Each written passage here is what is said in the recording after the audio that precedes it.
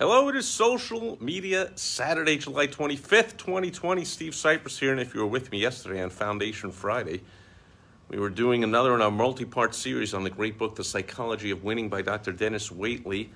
And it's been a while since I came out during the hottest part of the day and recorded a video, and I forgot all about the fact that my camera overheats and the video will just suddenly shut off when I record it with the sun beating down on me as I was having the storm clouds in the background. And I forgot to do what I'm doing now, which is holding an ice pack in my hand on the back of the phone as I record this.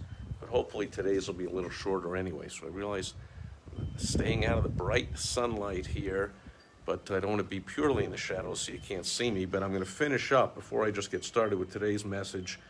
I'm just going to finish up just a couple of paragraphs left in yesterday's message where I was finishing up the overview of the book, The Psychology of Winning by Dr. Dennis Waitley, and I got cut off for those of you that don't have your own copy. I don't know why you wouldn't.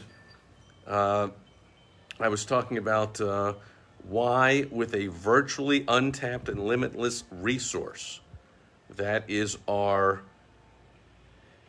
mental, spiritual world, what's inside of us. Why aren't we more creative, inventive, and successful? Talked about laziness, talked about fear. And then he says, Dr. Dennis Waitley says, and a low self-image resulting from negative attitudes is the major energy gap preventing the release of full human actualization. Attitude is the answer. In order to feel good physically and do good in the outer world, you need to get your head together with constructive thinking.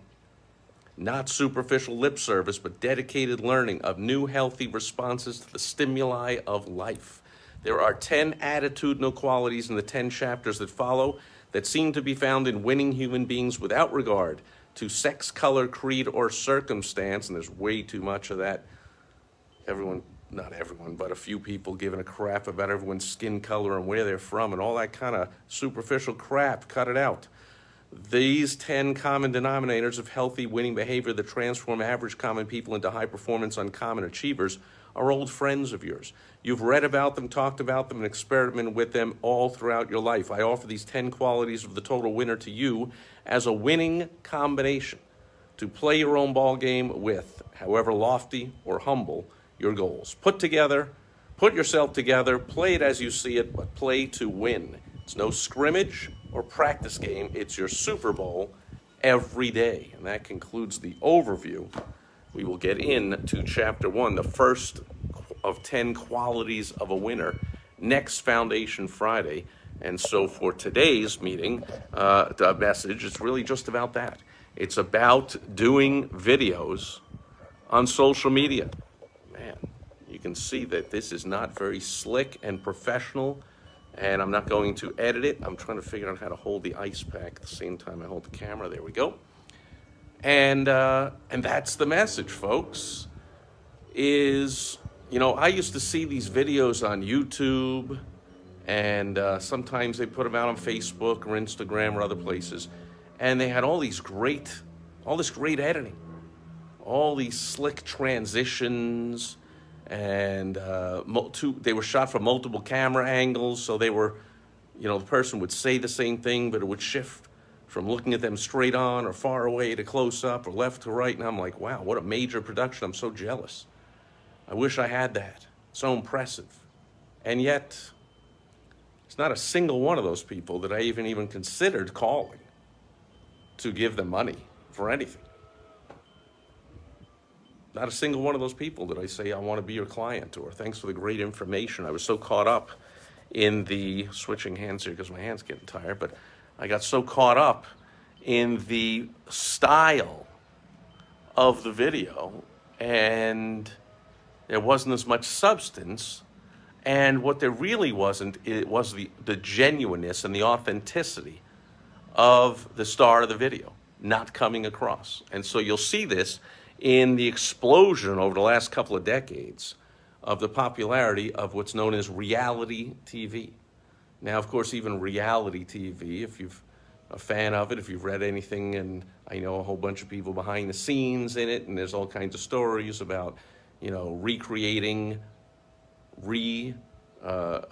recording things that they missed or didn't get in a good angle on, if somebody slipped or threw a drink in somebody's face or did something absolutely crazy that was unexpected, which is rare for reality shows, because who do you think gets on reality shows? People they know are going to do something crazy, but I digress.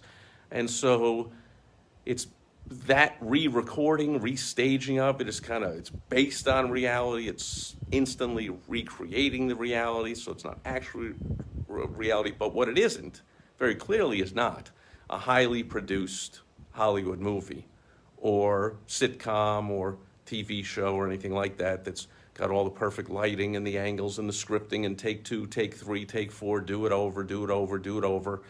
You'll see yesterday, camera overheating being cut off. Today, just now, don't know how to hold the camera. I'm going in and out of the screen.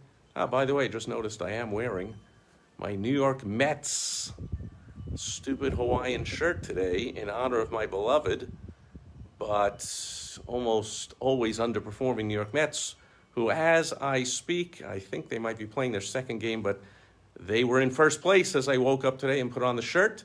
They won 1-0 yesterday, so the league's best pitcher, Jacob deGrom, started him off with a shutout, and relievers finished it off. Yoenis Cespedes hit his first home run in his first game in over 2 years, or since 2018. And now the Mets won 1-0. Mets were in first place. Anyway, so you see, this is a perfect example, as I switch hands again and everything goes haywire temporarily, and the shadows, we don't have good lighting here. Maybe the sound is not optimum. I know yesterday, as I played it back a little to see where I got cut off, the video, because I recorded it in an impending monsoon, which didn't hit. We got rain, but we didn't get the massive storm winds and gusts and torrential downpours. But I did hear the wind in the background, so it's tough to hear me. Now we got a plane flying overhead. Maybe you can't hear me. Obviously, these shadows and the sun not hitting my face correctly. Camera's shaky. I'm holding it all different angles, up, down, left, right. What's he doing? This is not slick. This is not overly produced. This is real. This is raw. And you can see the success of reality TV shows. You can see the oft-maligned Kardashians, multi-millionaires, couple of billionaires, all of them mega successful, and all coming from, based on that TV show, where they just do something that, I know people like to say they have no talent, no skill, they don't do anything, they don't add any value to anything, but man, when's the last time you invited a TV crew to come into your house and be there 24/7 and film and broadcast to the world anything they want? No, thank you. I come on here once a day for almost 3.5 years, but I pretty much know what I'm going to say. I plan it. This is not reality. You're not seeing surprising things going on in my life with my beautiful Michelle and I and whatever. I'm just too private for that. I'm not cut out to be a billionaire like the Kardashians and Ozzy Osbourne before that, and Donald Trump with The Apprentice show led to him now being president. I mean, all kinds of things can come out of a reality TV show where it's not all scripted and set up and all perfect, and your authenticity, the real you, can come through if you will remove, not even think about adding, all those layers of fakeness, let's just say. Anything that's more slick, it's got all the transitions and the music and the words on the screen pop up and the different camera angles and take 2, take 3, and oh, is this the perfect selfie? You're supposed to take it on this angle from up above, and oh, now my finger's in the way. I got to get that out. I got to take this over. I got to redo this whole video over. Because this is where this message comes from. That's what I thought yesterday. I said, battery went out. Should I do it over? No, of course not. It's good enough. It's real. Anyone watching, if that were you, or you go back and watch it wherever you're watching this, on LinkedIn, YouTube, Facebook, Twitter, my blog, my podcast, it's all over the place. You'd go, what a buffoon. How silly. Just got cut off. And then today, I'm like, you know what? I won't reshoot it all. It is what it is. And I'll just start that off the next day, which is today, which I just did. I just finished off yesterday's video. Now, am I going to have an editor edit out the beginning of today's video and put it on to the end of yesterday's and put the captions on and, do some slick transitions and title frames and music and all that kind of stuff. No. God willing, I'm going to come to you every day, have for the past over 3 years. I'll keep coming to you every day, and it's just going to be just me. I'm just going to turn on the camera, or I sit in my office with my laptop and turn on the camera, and I have a fair plan of what I say. This is all tried and true advice. I'm not making it up as I go along. It's all based on helping thousands of business owners and entrepreneurs be mega successful over the decades. And I share that little bit at a time, day after day. I plan on continuing to do that. I do not plan on making it slick and professional and all that kind of nonsense, and I suggest you don't either. I get a lot of clients, I get a lot of speaking engagements, I get a lot of strategic alliance partners and great profitable connections from these videos. You know, we're in lockdown, quarantine, the great shutdown mode for the last 3 months, but when I do get back to attending events, people always come up to me, and even when I'm walking around the neighborhood or I go to a party at a neighbor's house, hey, I watch your videos. I'm like, really? Didn't know that. Why don't you come on and say hello sometime? You know. So, you know, I got a lot of views, a lot of downloads, a lot of whatever, not as much interaction. I'd love for you to come on and interact with me, by the way. I don't record it at a set time every day, another unprofessional thing. Ooh. How can you expect people to come on when they don't know when you're coming on? That's because it is what it is. It's just me coming on just when I'm coming on. It'll be every day. We don't know when, but you can set it up so you get notified by Facebook. I recorded them live at facebook.com/smallbizhelp. And I'd love to interact with you, but if not, I appreciate you watching my videos. I will keep coming to you as long as I'm in charge, completely in the shadows. Poor lighting, poor sound, jumpy camera, no transitions, no special effects, no overlays, no blah, blah, blah, blah. I can't even think of all the professional things. No tripod. People have told me, hey, you know, I can recommend a good tripod. I can recommend a good microphone. I can recommend I'm sure you can.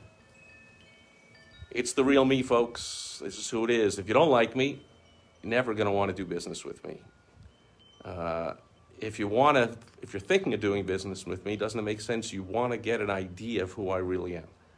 So I add on all those layers, I'm defeating my own purpose. My suggestion is you would be too, as I switch hands again, so my arm doesn't fall off. And that'll do it for Social Media Saturday. Be real. Don't worry about all the ones out there that are looking slick. You might have different advice. Different experts might have different advice.